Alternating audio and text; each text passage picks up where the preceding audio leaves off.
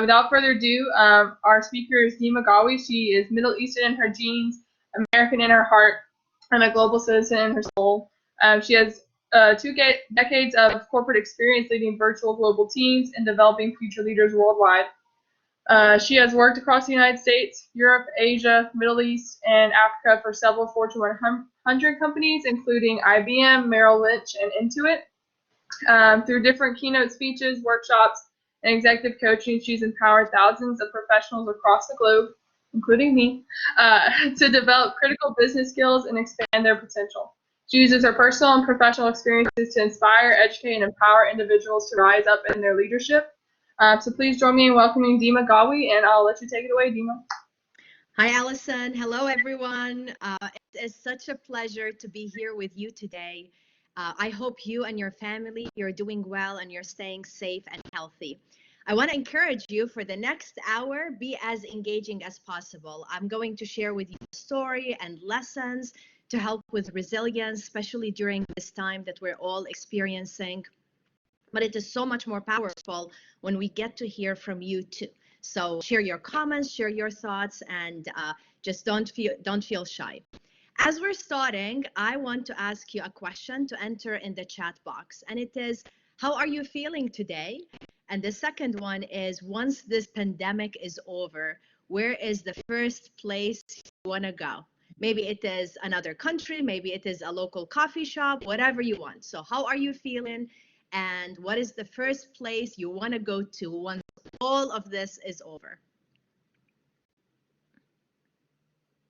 So I'll give you a few seconds to do it.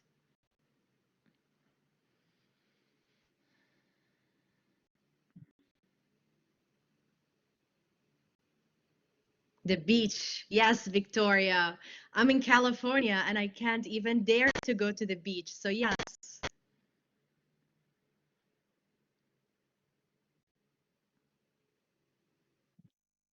Allison, you're feeling good today and you want to go to get tacos at a sporting event. Yeah, you want to, I get it. That's wonderful. Okay, Jocelyn, I'm feeling happy to be here. Well, I'm happy you are with us too. And oh, to go tubing. That sounds amazing. Leah, you're surprisingly well. That's wonderful. Um, Alicia, you're feeling good. That's so great. And you want to go swimming. Yes, so it's so important during this time to keep thinking about the things that we truly love in life and we want to do once this period, this craziness is over. I'll take one more. Kristen, you're feeling well and you want to go to the beach. Oh, wow. Everybody wants to go to the beach and go swimming. So this spring semester for everybody has been so unusual. It's been a lot of things that we never ever expected, not even 2 months ago. Can you imagine? So much has changed in a short period of time. And I'm sure a lot of you may feel right now also scared, lonely, uncertain, even angry. And if you are having these feelings, just know that it is normal. It's not just you. Just know that almost everybody, most likely on this call, we're experiencing the same thing. So today I want to share with you a story that absolutely changed my life. And it was during a very difficult time as well. It was in 2009. At that time, I was living in North Carolina and I was working for IBM. I was managing a global team, traveling around the world. I owned a beautiful home and a nice car, and I had the image of success. Everything and what I wanted in life was I had at that time. And of course, I was very happy about it.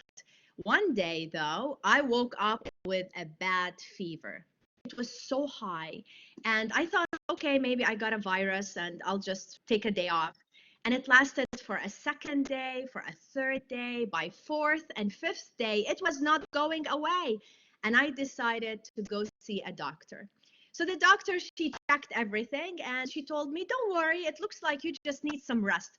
Go home, rest, and take a lot of Tylenol. So I followed her instructions. I went home, took a lot of Tylenol. I was hoping the next day, day number 6, that I would wake up and start feeling better. I was so hopeful, but I woke up and still had the fever. It wasn't going away. Day 7, 8, 9, and 10, I was still having that fever, and it was absolutely horrible. If you had fever for so long, you would know it's not just that the fever. We become so fatigued. It affects how we think, hard to concentrate. It's hard to live. So I went to see another doctor. I had a feeling something wasn't right with what the first doctor told me. The second one, once he did all kinds of tests, he freaked out. And he said, "Oh, you have the swine flu," which at that time was a pandemic in 2000. You may have heard it as the H1N1. And I got some statistics. It was a pandemic. It wasn't as horrible as what we're experiencing right now, but it did affect a lot of people. So imagine, it infected 100 million Americans, 1 million were hospitalized, and 75,000 died. And that was in 2009. So I have it in my notes right here. And I was so terrified. So I was living alone at that time. I didn't have family in North Carolina. I just had friends, and could not imagine being sick was something so terrifying, and being alone. The doctor, he said that not only I got the virus, which is the swine flu, but also it was attacking my liver. And he was freaking out, and he said, "I have to admit you to the hospital right now."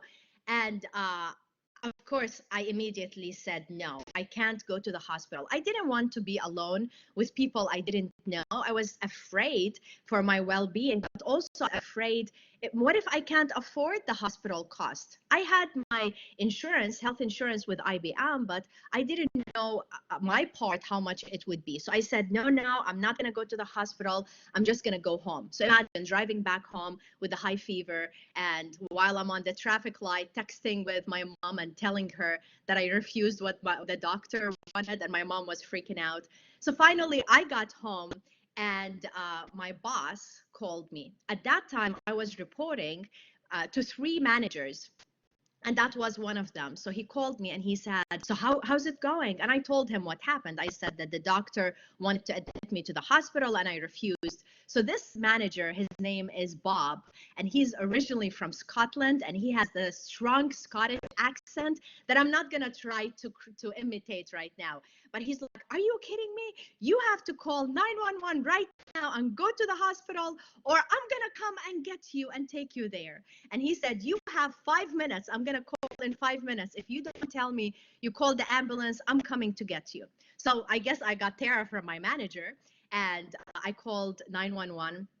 If you ever had to do that, like they come within few minutes. I didn't have time to do much other than take my purse. I put in it my laptop because I was a workaholic at that time. I wanted to make sure that I work in the hospital. And also I put my phone so I can stay connected with everybody. The ambulance came and get me, and I went, they took me to the emergency room. So imagine at that time, I was so alone, absolutely terrifying for my well-being. I didn't know what to expect. I didn't know if I will ever be okay, if I'll get my energy back, or if I will be one of the statistics of people that end up dying. So they end up putting me from the emergency room to the hospital. And 2 things happened while I was there, in addition, of course, to all the tests and all the doctors checking on me. But 2 things that absolutely made me think about life a little differently. The first one is, as in the hospital, my second manager called, and she said, "Dima, I heard you're in the hospital, and I know you still have a lot of fever and you're not feeling well, but I have a very important report that I have to submit to our management team, and I need you to do an analysis for me." Can you imagine? She wanted me to run numbers as I was sitting in the hospital trying to figure out if I'm going to survive. So that gave me a sense of, wow, the kind of leadership. Is that a good leadership? Is that a bad leadership? Do I ever want to be like someone like that? But the second thing happened, which was the third day I was in the hospital. I told everybody not to come and visit me because I was afraid to give them the swine flu. Imagine if you knew somebody with the coronavirus, you would not want them to be around anybody. And that was my situation.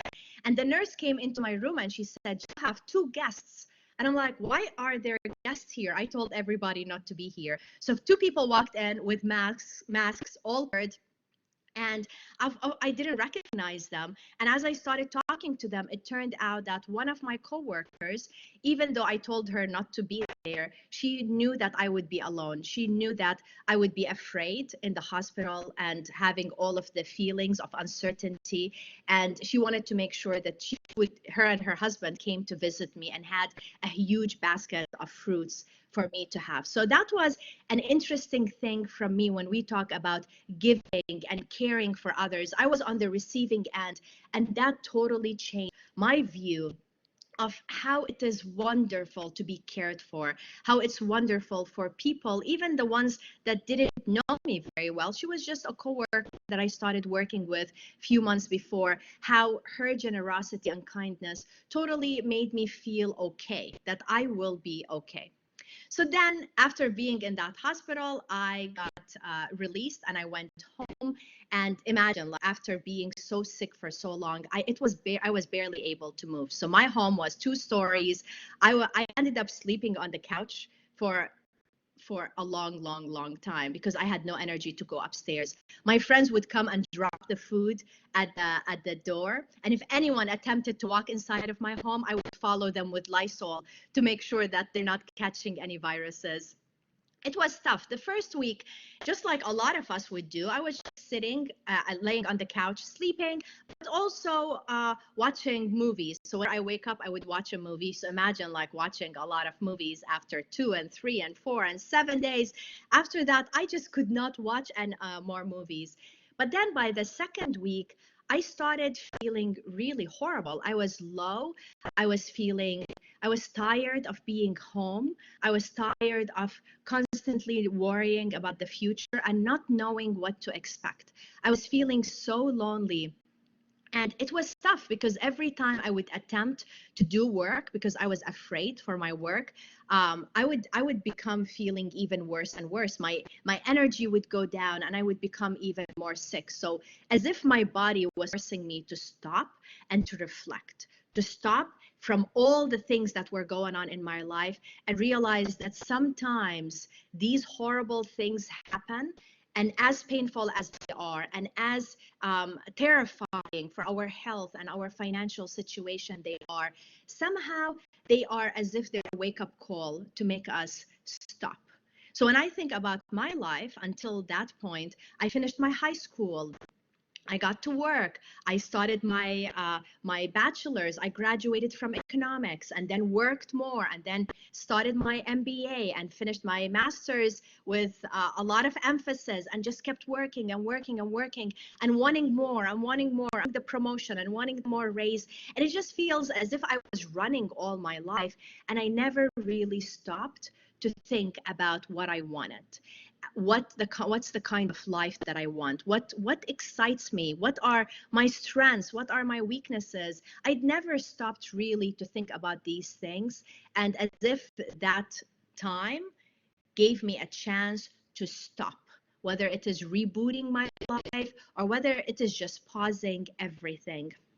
So that was the second week. But after that, week number 3 through week number 6, I stopped watching movies. I was just mainly laying down and starting to reflect about my life even more. Started journaling more about the things that I appreciate about my life, but the things that I wanted to change. Some of the things I realized that I wanted to change was that even though I had a really wonderful leadership role, I was not passionate about it. I was not happy with what I was doing. I was working day and night and weekend. And because again, that's what I thought is the right way to live and in order to be successful. But I realized at the lowest point in my life when I'm laying on that couch with no energy even to go and get water to drink, I realized that that was not the life that I wanted. That was not giving me meaning.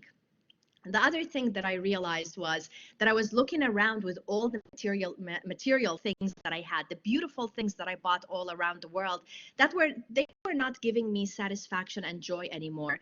They were not they were not helping me to recover and get my energy back. So that was interesting in my view of how that time started a new journey of transformation, a journey of self-discovery, a journey helping me realize that the path that I was living needed to change, and as if God was forcing me to stop and think. And that, in my opinion, was such a blessing.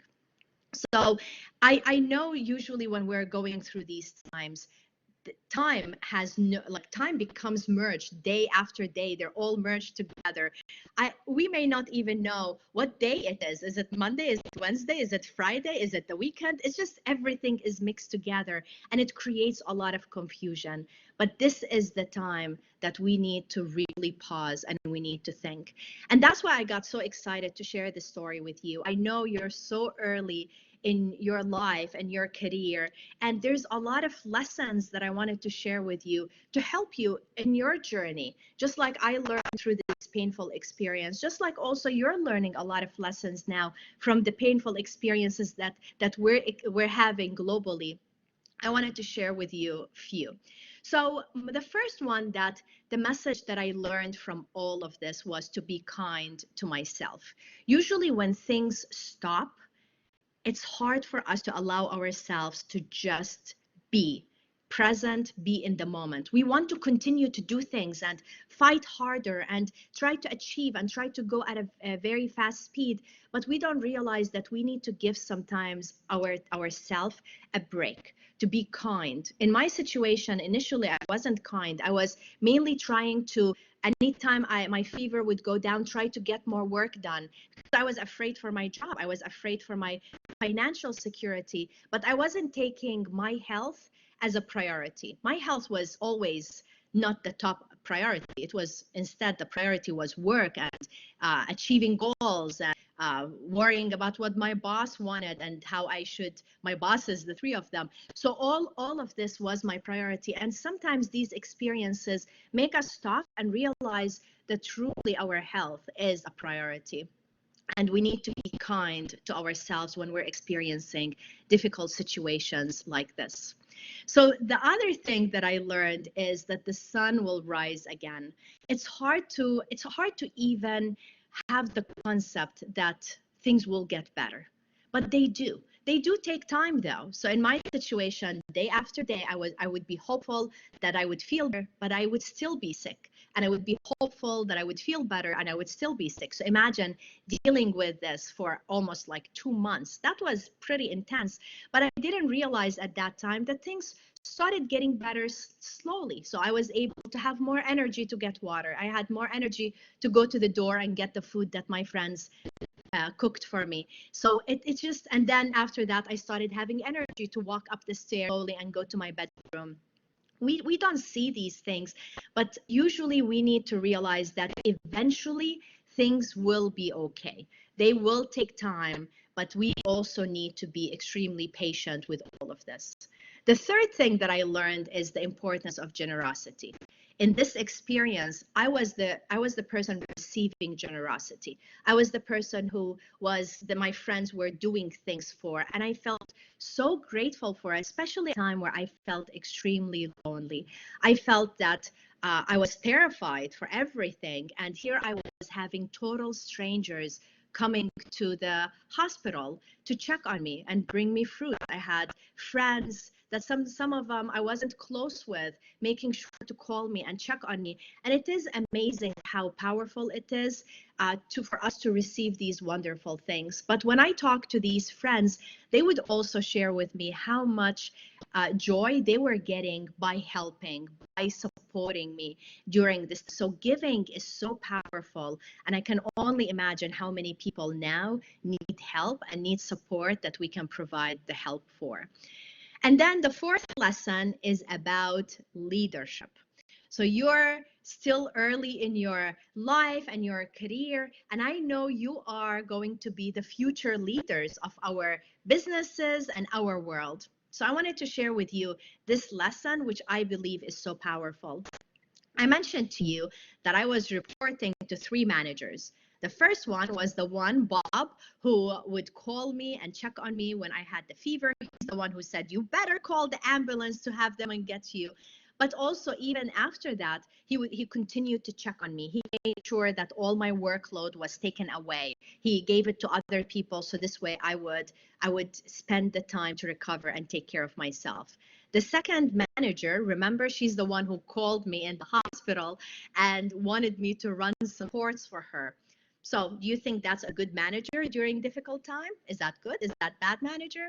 And then the third one was, he was okay. He would check on me every once in a while. He left me alone when I was sick, but as soon as I got back to work, he started giving me all kinds of projects, as if like, okay, you're good, tick a lot of projects. And I was not physically able to do that.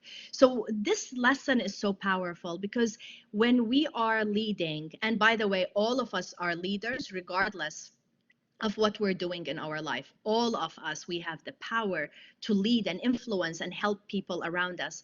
And as a leader, it is so important to feel with people as they're going through difficult times, and how many people are going through difficult times right now.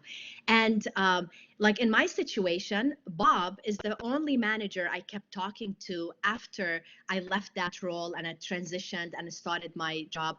The other ones, there wasn't enough trust. It wasn't enough relationship built with them, because all they focused on was work. They didn't focus on me as a person. They didn't help me as an employee to realize that I am going to be taken care of, that I am valued as a human being, not just as a worker. And that's why we need more Bobs in our world. We all need to be like Bob, to care about people, to realize that during difficult situations, we are all leaders, and our role is to help others to recover, to make them feel that they're worthy, to make them feel that they're extremely important, and it's not just about work. Even now in this situation with what we're living with, I checked on Bob. I reached out to him, and and like, this has been 11 years ago, but it's interesting how the people that care for us, how it's so important for us to continue to stay in touch with them. So I checked on him, and I didn't check on the other two, not because I'm a bad person. I just don't have relationship with them anymore. I don't even have their phone number, but it's different for a person who cares. So I know right now there's a lot of challenging times that we're experiencing. Some of you may even have family members that have been terribly impacted by the pandemic. You may have seen people getting sick and dying. You're not even going to school in person. You may be missing your friends.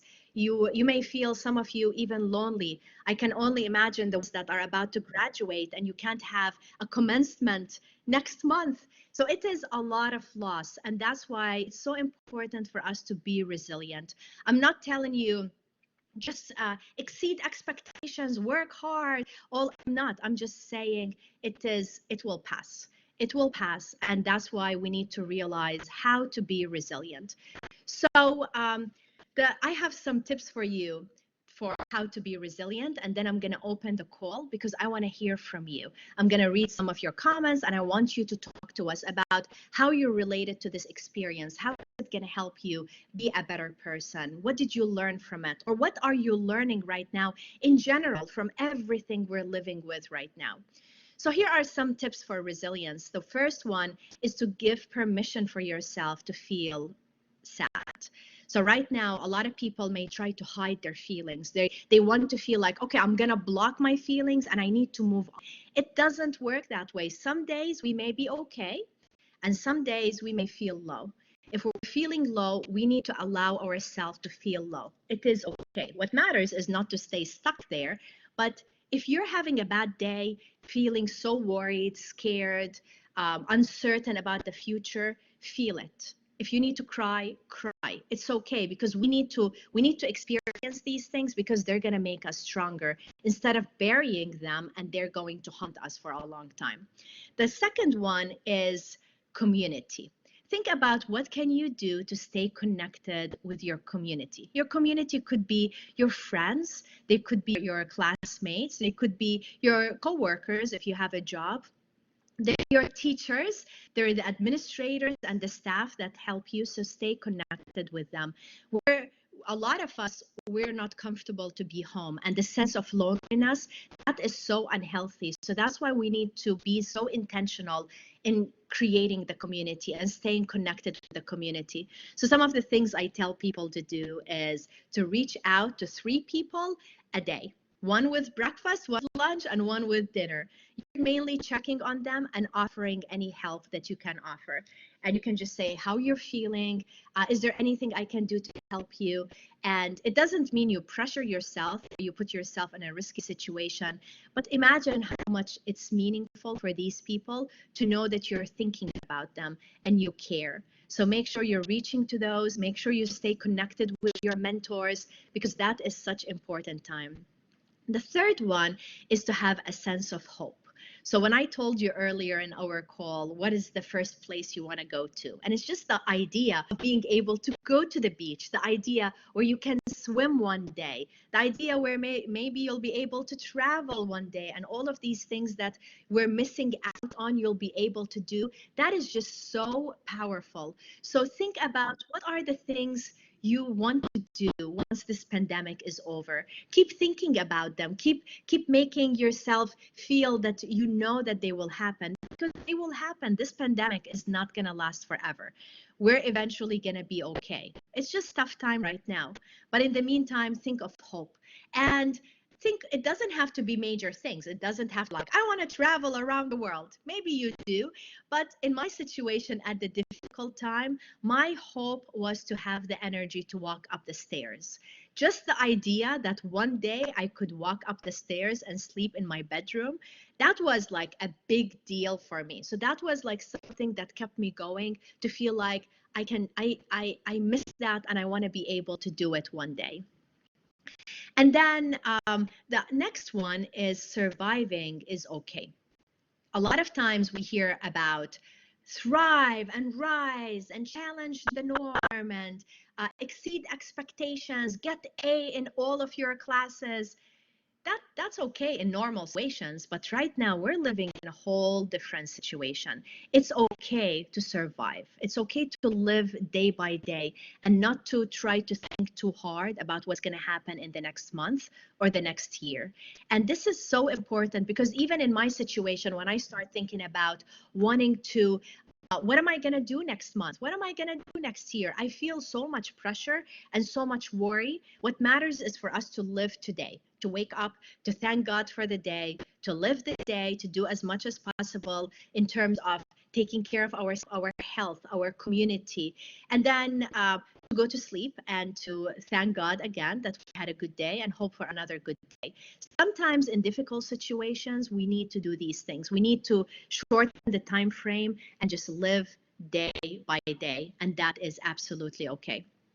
And I'm sure a lot of you've heard of events being postponed, you've heard of sports activities being postponed. We hear the word postponed a lot, and it is very stressful to keep hearing the things that are postponed. We want to experience them. We just need to realize that life is not postponed. We're still, all of us are living. It's tough time, but life is not postponed. Giving and being generous and helping others, that is not postponed. Developing our skills, learning and exploring new things in terms of, as we are in the quarantine, these are not postponed. And everything else that we have postponed, they're postponed for now. We're gonna experience them again, but they're postponed for now. But think about the things that are not postponed, things that are meaningful that are not postponed. And that takes me to the next one, the next tip, and it is gratitude. Experiences like this make us stop and realize how important it is to be grateful. We have a lot of good things still that are happening in our life, even though it is tough time and we're experiencing all of the fears and insecurities, but there are things to be grateful for. And if I look about my life 7 weeks ago, when I had the last time I had coffee with a friend, or the last time I had lunch with a friend, or the last time I stood on a stage and actually gave a live presentation, I didn't realize that it was the last time for a while. Can you imagine how much I would have appreciated it and enjoyed it even more if I knew that? So a lot of these tough experiences make us realize that there's going to be a lot of last times for now. But we need to be grateful for what we have. We need to appreciate what we have because, again, this is part of what's going to build our resilience muscle and help us to move forward. So in your life, think about what you are doing to be kind to yourself. What are you doing right now to build your community and to help others, to ensure that you are not feeling lonely by reaching out to people, even if it's just over Zoom or over the phone? Think about what are the things that you are hopeful for? What are you looking forward to after this difficult time is over? And also realize that even though we're hearing a lot about postponed and we may have experienced a lot of last times, this is just for now. We're going to be able to live these experiences again. We're going to be able to have them. It's just a matter for now to be patient, to live day by day, and to continue to be grateful because that's what matters. So now I'm going to open it up to you. I want to encourage you to share your experiences. Tell us. You feel free to raise your hand. We'll unmute you, and I would love to see you and talk with you. Share with us what has been your experience, or tell us what did you learn so far from what I shared with you right now. So let's all hear from you. If you're very, very, very shy and you're not comfortable, just enter it in the chat. So both are okay. I just hope to be able to hear and see you.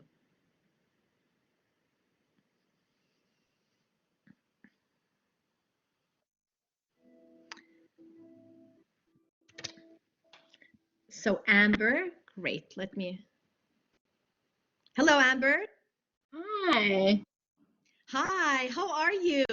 I'm doing well. I snuck in. I'm from the Graduate School of Clinical Mental Health Counseling, and so I was able to sneak in under the Business College. So thank you all very much. Um, so what I kind of wanted to talk about a little more was on tip number 5 on the resiliency. You said gratitude. Obviously, we want to keep that going. It's going to be tough. What can we be grateful for? There will be so many more last times and times throughout our life. So I would just say, what did you experience, or what do you feel like, since you did experience this flu, with people kind of, what we see in the mental health side of things is maybe people like will compare traumas and we try and not encourage that. So, but it's also important to realize that you have lost things. So I guess what would you say to someone who was wanting to complain or not be so grateful, or they just couldn't find it in themselves to be grateful and they felt guilty for maybe comparing a trauma to someone else who maybe passed away? So Yeah. what would you say about that? Absolutely. So I realized that even though we're experiencing the same situation, our experience is so different.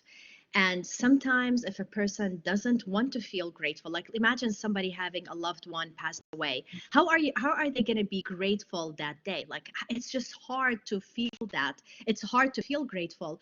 But what I tell everybody is what I do in my life is to just allow myself to feel the feelings, to seek help. So if I want to be in a bad mood today and be upset, it's okay. Just to be realize that it's okay to feel what I feel, but at the same time to seek help. So I'm sure a lot of people they may have talked with counselors in the past, so reach out to your counselor. A lot of them are doing virtual sessions. You may have a loved one or a friend that you would want to talk to, so don't keep it inside of you. Speak, share your experience. And that's why it's so powerful for us to be here together and hear everybody's experiences, because everybody is very different. And when you think about individuals that are having challenges with depression, and you put them in a house with all like locked in their home with so much more pressure and fear and anxiety, that is difficult time. So there's nothing I can say to give them an answer to the problem. All I can say is continue to share your experiences with others, seek help, and at the same time realize that it's okay to feel low, as long as it doesn't last very long. That's when you need to get additional help. So what are your thoughts? What would you recommend to people? Thank you. I kind of just wanted you to kind of tell all these people in here, you can get it. It's okay. Contact your counselor, and it's all included with our tuition at UTSA, and we're doing them over the phone as well.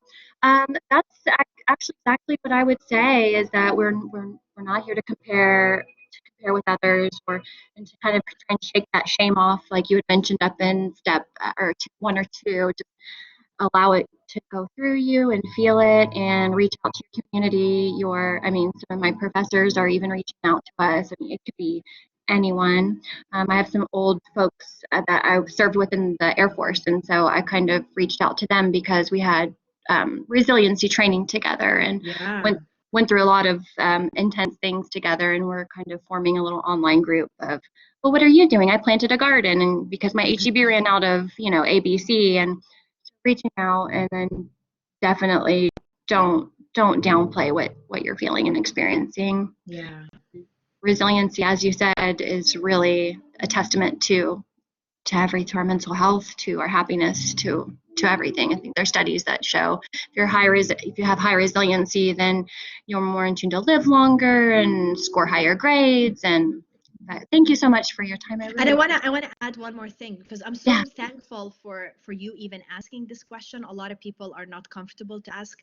The one thing I want to add to everything you and I just shared is, be careful when you look at social media. Even though social media is a platform for us to share and to stay connected, when we're constantly seeing other people, what they're posting, all their wonderful things, and nobody's gonna post themselves sitting at home crying, being miserable. Nobody is gonna do that, and it becomes so tough when we are comparing ourselves to others and other people's experiences. So that's something we need to think about as well, is if you need to take a break from social media, do that. If you also, even right now, it's a time to cleanse, and not just our body, it is to cleanse our life. Look at the people around you. Who are the individuals in your connection that are bringing you joy and kindness, and they're helping you? Who are the ones that are toxic? And what can you do during this time it's not to be rude to them, but to stop making time for them? And that is so important. When we're talking about resilience, it is making us stronger, but it's also helping us realize that we have a choice. For anybody who is putting us down and making us feel bad, they should not have space in our time. Again, don't be rude, don't scream at them, but just don't make time. Instead, make time for the ones that are bringing you kindness and caring for you, and that is so powerful. Oh, thank you so much. Your answer was powerful. I appreciate you taking time. Well, thank you for raising your hand.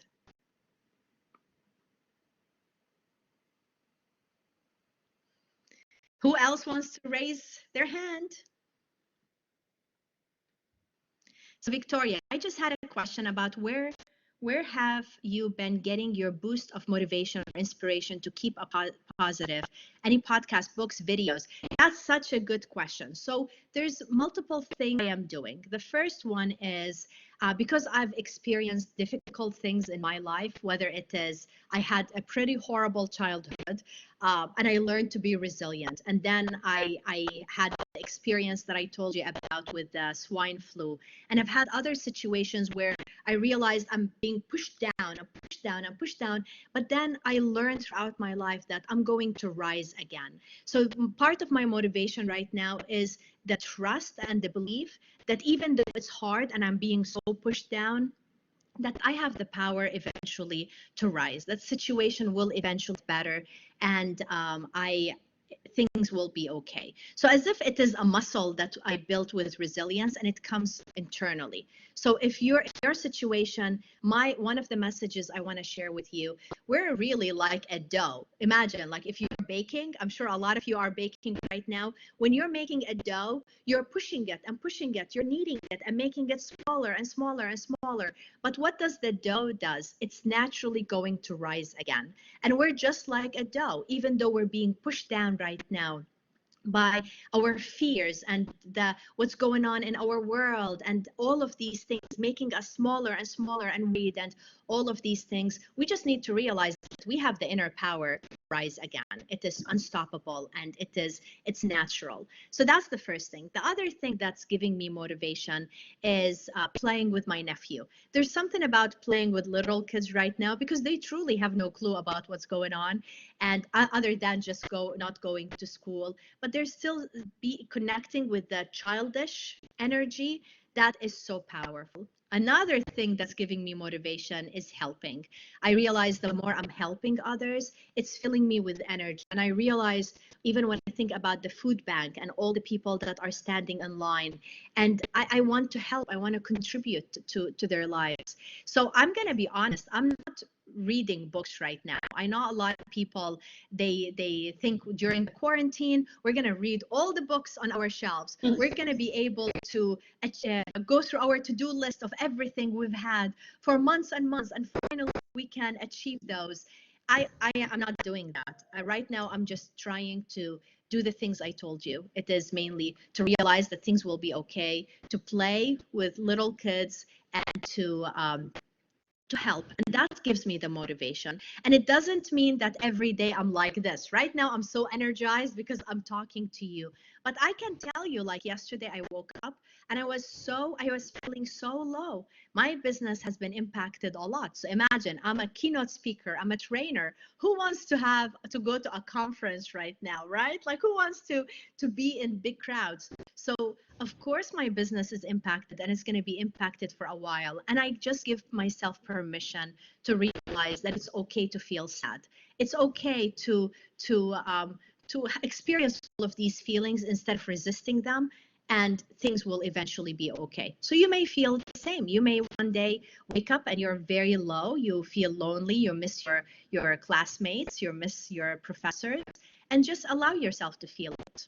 Other people may be sitting reading books all day. In my situation, I'm giving myself a break for now. Thank you so much. Sure. So what other questions you guys have? I have one for you, Dima. Yes. So one, I just want to say I really appreciate the how to be resilient, that surviving is okay. That was something that I went through last year around this time when I was student teaching, and I told myself surviving was not okay, but it really is. And I think I'm coming back to that now. One of the things that I admire so much about you is that you, as I mentioned before with your bio, you worked in all these spaces, and being that you identify as female, I was wondering what were some like barriers that you kind of encountered, like, you know, rising up in your workplaces, and how did you kind of overcome those? I think that's so empowering. And once we get back to normal life and we're able to go those job interviews and go for those internship positions, how do you when you reach those barriers, how do you overcome them? So your question is it how, as a woman in business, how I continue to rise and not allow the limitations that women face put me down? Is that part of the question? Yeah. Okay, or did I miss additional parts? Because I think it's such a good question. Is there? No, I think that's perfect. Exactly what I was wanting to ask. Yeah, thank you. That's such a good question. And yes, it is. It's not easy to be a woman in leadership. So initially, when I joined various companies that I worked for, I was entry level. So there were a lot of women and men, and it was normal. And then as I started rising in leadership and then got into senior leadership and executive roles, I would be the only in the room and only woman, and everybody else were men, and everybody on the phone call were men. And I had to promise myself not to think of it that way. Instead of thinking I'm a woman and they're men, instead of that, to think about what can I do to bring value to the team? Because usually when people are sitting in a meeting, at least the smart ones, they're looking for value. If I'm contributing, if I am bringing good ideas, if I'm helping the team to reach their goals, who cares if I'm a woman or a man? What matters is that I'm achieving those things. A lot of individuals, they think they start putting themselves down and they feel that, oh, because I'm a woman, I'm not comfortable and I'm intimidated to speak in a male dominated environment, and they don't realize that they're hurting themselves. So my simple advice is don't even think of your gender, think of the value. What is the value you are bringing? And if you are in a situation where your team somehow they're discriminating, you feel they're not appreciating you for who you are, it just means that you need to start looking for another job. I'll share with you a story that really made me think so deep. So one of the women that I coached a few years ago, she always kept telling me how she wanted to be an executive in her bank. So she's a banker, and her bank, all the executive team, they're all men, all of the board of directors, they're all men, and she just wanted to be the first woman executive, and that was so powerful and so like amazing. But then one day she came to our session and she was telling me how she was in a meeting and they were talking about a new fraud that the banking industry were facing, and they were brainstorming and trying to come up with ideas. So she was the only woman in the room and everybody else were sharing ideas and talking. And she told me that she had a really, really good idea, but she was afraid that her team members would think that she used the word stupid. And as a result, she stayed quiet the entire hour. And then the meeting was over and she was just sitting there quiet the entire time. Do you think they will promote someone who's sitting in a meeting quiet, who is not sharing ideas, even if they're not perfect ideas? Do you think these people will be promoted?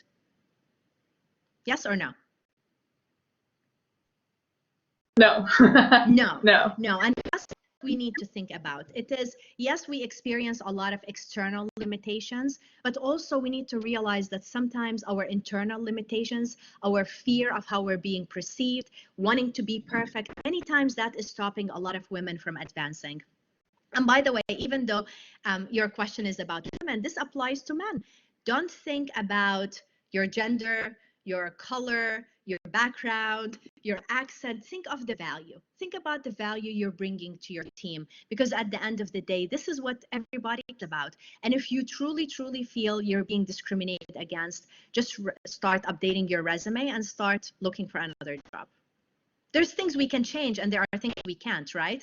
So think of it as a small circle. That's a circle of everything we can change. The bigger circle is things we cannot change. I cannot change what's going on with the pandemic. I cannot change what's going on with the vaccine, but I can change the small circle, which is me, developing myself, surrounding myself with positive people, bringing value to my team. So that's part of it. Is if you're a part of an organization that's discriminating, you cannot change that, but you can change who you are, and you have a choice of what environment you're going to be in. Yeah. Awesome. Thank you so much. Sure. So who's next? Dima, I have a question. Yes. I just wanted to ask about with the idea of generosity and reaching out to people. What do you have to say for when you overextend? Like, I know there are some people that don't reach at all, and then there are some people that give and give and give, and they don't even recognize that they're extending themselves too much and they're being more of a detriment to themselves. How do you recommend they find that balance? That is such a good question. Wow. Yes, I find two kinds of people, like you mentioned. Some individuals, they're just doing their thing, and there are others that are like overdoing it, over helping. And this usually comes up a lot in my discussions with my coaching clients that talk about, I cannot balance my life. I have so much on my plate. And actually, like they're asking me about how can I be more productive? How can I achieve everything I have? And I usually ask them, like, what do you have on your plate? So they talk about work, they talk about the family, but then they are on like 3 different boards. They are helping this community, they're doing this, and it just becomes so overwhelming. And these individuals are so generous and kind, but at the same time, just like you said, they're overdoing it. So we just need to ask these individuals, like, what we need to first take care of ourselves. What do they need to do to take care of themselves? And of course, every situation is extremely different. Some people, they're doing it because they absolutely care. Other people, they may have other motives. So I cannot have them stop, but all I can tell them to do is take care of yourself, make sure you are being healthy, and be also selective of the initiatives that you want to support. We can't just support everything. Support groups or organizations that are aligned with things that you're passionate about, because then it would be more fulfilling. But I understand what you're saying. Some people, they overdo it and they're just kind and they're wonderful, but at the same time, it just becomes it's taken over their life, their time, and they end up sacrificing time with family or time with their job in order to achieve that. I don't feel I answered your question truly, because again, it depends on the situation. But end of the day is just my main message is focus on yourself, take care of yourself, and then you would be able to help other people. We hear it a lot with the airline, where they say, like, when you get the oxygen mask, put it on yourself before you put it on other people. We hear all this metaphor all the time, but we can't help others if we don't take care of ourselves. And I think a lot of the experiences having right now is forcing us to realize we need to take care of ourselves. We need to help others, but we still need to start with ourselves. Thank you so much. Sure. Yeah, Jocelyn, this is such a good question, and I was hoping for somebody to ask it. What advice do you have for people looking for a new job? I graduate in August, and a lot of places are dealing with hiring freeze. Absolutely. And I realize that the graduating class right now, it is tough. First, you may not have a commencement. Then if you were working on an internship, most likely it's frozen. And then looking for a job, it's tough, especially in an environment where I heard the other day, it is as bad or worse than the Great Depression, which was a long time ago. So it is tough. So here's some things I want to share with you. Initially, you may graduate and not have a job. Instead, think about what kind of small jobs you can do in the meantime to help you until you get the job that you want. It is really setting expectations.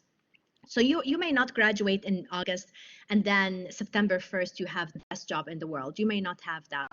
But think about what are certain projects or short-term initiatives or part-time jobs you take in the short term, let's say for the next 6 months since you graduate, that would help you develop new skills that you can add to your resume.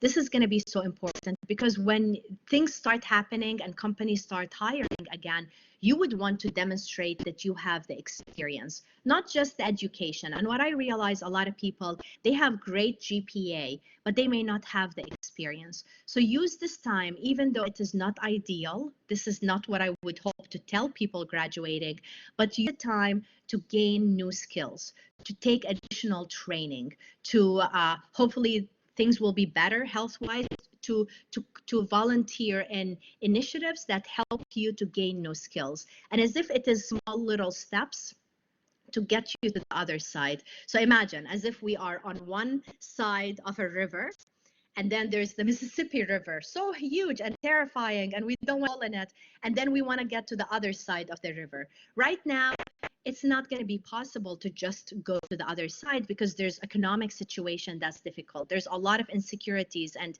fear. But what can we do to build a bridge? A bridge which will take one step at a time to help you bridge to the other side. And part of them is projects, small projects that help you to develop some skills where hopefully you'll be paid for. Volunteering in initiatives that help you also develop skills. Take additional classes. Ensure that you are gaining new skills and developing who you are. All of these things as if they become small little steps that you are building to get to the other side. And you'll see, once things start getting better, you will be the person qualified to get the job that you truly, truly want, because you're going to be spending the time to practice and develop new skills. The other thing that I tell you is keep thinking about how are you different? I know it's hard, this question, and it does require a lot of reflection. How are you different? Are you just another student? Or is there something special about you? Maybe you're really good in building relationships. Maybe you're really good in developing the team.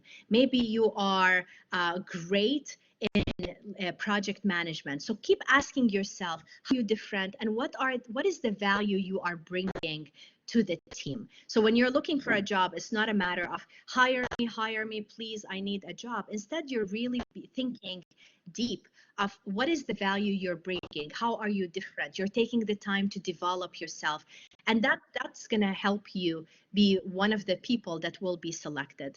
The tricky thing I'll share with you, a lot of people graduated in the past, including myself. So I finished my bachelor's in economics, I finished my MBA, and I never stopped and thought about how I am different and what is the value that I bring. And after getting sick with the swine flu, part of my changes that I had in my life is I hired a coach and an executive coach because I wanted her to help me find another job. I just wanted her to update my resume so I can find another job. And she's sure we can do that. But let me ask you first, what is your brand? And I paused. I was in my mid-30s with a lot of great things, but I did not understand what's the meaning of my brand. And she asked me, what is the value you bring? How are you different? And I cried when I went home. I realized that I didn't know how I was different. I didn't realize the value that I was bringing, and that was tough. So that started a journey of more self-discovery for me to think about things.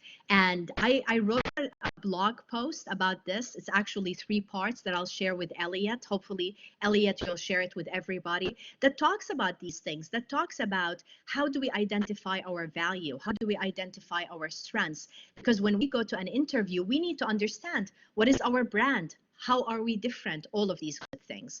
So I just want to share with you, I realize how tough it is to enter the workforce right now. But at the same time, use the time to make yourself even more valuable. Because when the job that you deserve opens up, we need to make sure that you're the one who gets it.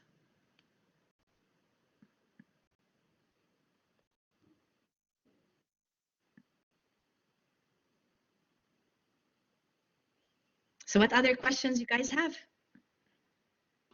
So while we take the last question, what Nehemia just asked in the chat is for all attendees to enter in their ABC 123 for a chance to win a door prize, which is a free coaching session.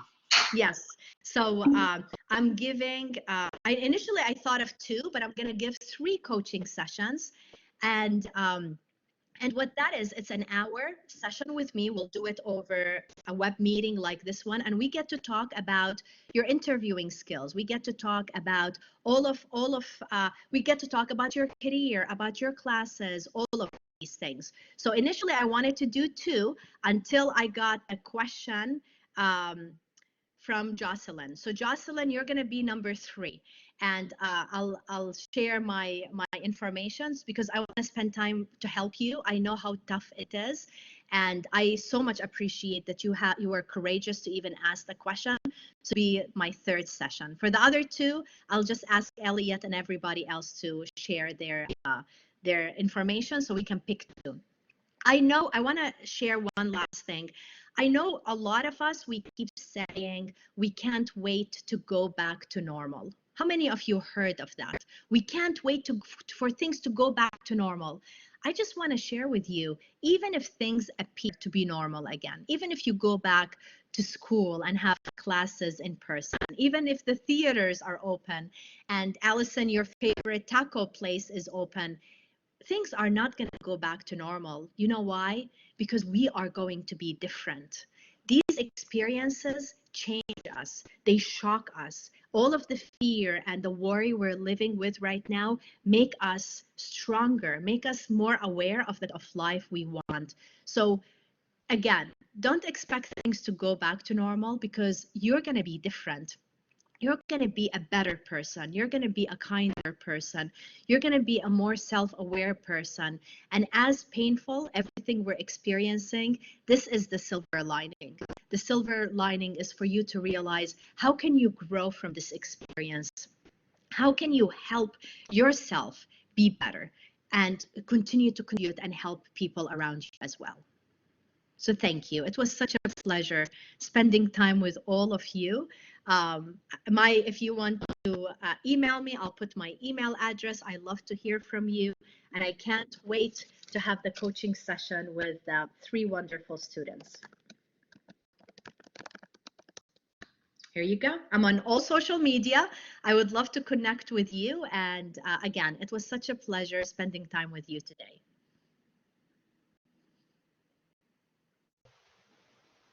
Thank you so much, Dima. We really appreciate it. Elliot, student thanks from Honors College, College of Business, and Student Leadership Center. But as I stated earlier, y'all, I think Dima is awesome. I hope y'all got to witness that and you have so many takeaways. I have so many notes. But yeah, keep in contact with her. She has books available that have lots of knowledge in them, right?